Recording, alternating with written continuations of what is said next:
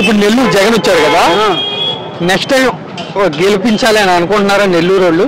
నెల్లూరు చిన్నదే కదమ్మా, జనాదరణ ఎలా చూసి టీవీలో చూసి తెలుగుదేశం నాయకులు కానీ కార్యకర్తలు కానీ గమ్ముగా నిద్ర ముడిసోలుకోవాలి.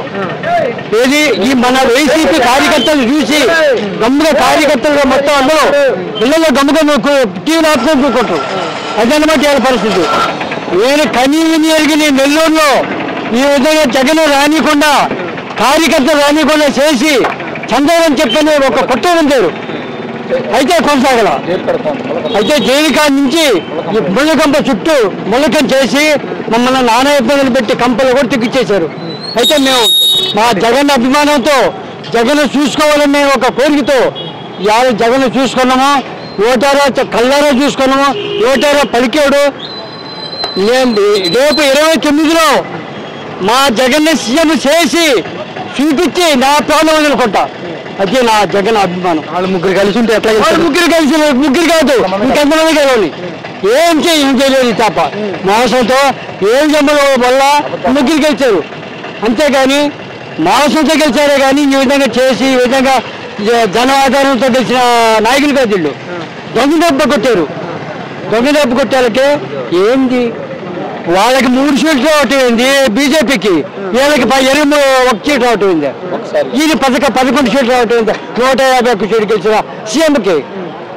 వీళ్ళని ఎదుర్కొంటా 2029లో జగన్ ఏమన్నా ఎవరిని కలుపుకుని వస్తాడా లేదా సింగిల్ కొట్టాడా? సింగిల్ గానే ఒక్కడ ఎవరిని కలుపుకోడు, సింగిల్ గా పోటీ చేస్తాడు. సింగిల్ గా దమ్మ ధైర్యం పులిబిడ్డ పులివెందులు పుట్టి పులిబిడ్డ ఈ నాయకుడు మాకు కావాలా. ఆ నాయకుడు మాకు కావాలా. మేము కోరుకునేది కూడా అదేను. పేదోళ్ళు కానీ రైతులు కానీ ఒక విద్యార్థులు కానీ మహిళలు కానీ ఇలా స్కూల్ పిల్లకాయలు అల్లాడుతుండ్రు, తల్లిదండ్రులు అల్లాడుతుండ్రు. స్కూల్కి పోతే ఏం లేవు. యూనిఫామ్ అన్నాడు కొంతమందికి ఇచ్చాడు, కొంతమందికి ఇవ్వాల. అమ్మఒడి అన్నాడు కొంతమందికి ఇచ్చాడు, కొంతమందికి ఇవ్వాల. గ్యాస్ అన్నాడు ఒకసారి ఇచ్చాడు, ఆపేసి ఇచ్చాడు.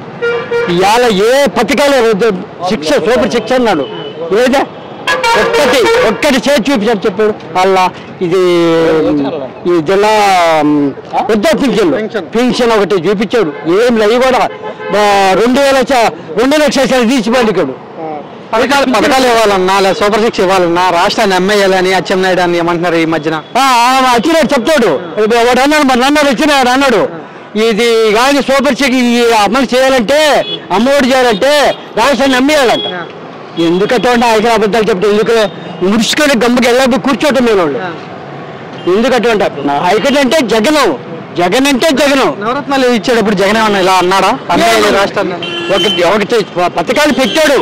పథకాలు పెట్టాడే కానీ మొత్తం లాస్ట్ 5 సంవత్సరాలు పూర్తి చేసి పంపించాడు. అదే జగన్. జగన్ అంటే జగన్. చంద్రబాబు గారు నేనుంటేనే డబ్బులు రావటం కానీ పెట్టుబడులు రావటం కానీ సంపద కానీ అన్ని నా వల్ల అయిద్దని ఎలక్షన్ టైంలో చెప్పారు. అసలు వాడని అనకూడదు, తప్పు అనకూడదు. ఒక సీఎంగా ఉండాలని అనకూడదు. సీఎం అటువంటి ముండ పరిపాలన మనం చూడకూడదు. ఇటువంటి ముండ పరిపాలన చూడకూడదు. ఎందుకని నిన్నే సింగపూర్ కూడా వెళ్ళారు, వచ్చారు. వాళ్ళు ఏం చెప్పారు ఇక్కడికి నాకు మేము పెట్టుబడి పెట్టమన్నారు. ఈ ముండ జరిగిన శాస్త్రాలకి మేము పెట్టుబడి పెట్టము అని చెప్పేశాడు. ఏందో నీళ్ళలో రాజధాని కడుతున్నాడు అమరావతి. నీళ్ళల్లో ఈ నారాయణ పోయి నీళ్ళలో పోయి కడుతున్నాడు. ఎలక్షన్ టైంలో మహిళల్ని ఎరగదేస్తానన్నాడు.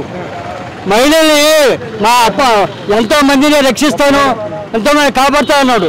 యాడిపేడ ముండ కాకపోతే ఎందుక ముడుచుకొని కూకొని ఉన్నాడు. ముండ జుట్టు ఎగరేస్తాడు, ఇట్టు ఎగరేస్తాడు. ఎందుక జుట్టు ఎగరేటో కనపడుతుంది, ఏం కనపడదు. పోజులు మాత్రం పడతాడు జుట్ట. ఎందుక అనవసరం. సంవత్సరంలో ఏం చేశారు ఆయన డిప్యూటీ సీఎంగా? గమ్ముగా ఆయనంట 5 సంవత్సరాలు 15 సంవత్సరాలు పరిపాలిస్తే చంద్రబాబు ముడ్డెనికడితో ఉంటాడంట. అంతేగాని ఏముండడు. చంద్రబాబు ముడ్డెనికడితో ఉండాలంట. చంద్రబాబు తప్పితే మాత్రం కుదరదంట. అది చెప్పేది. ఓకే అమ్మా.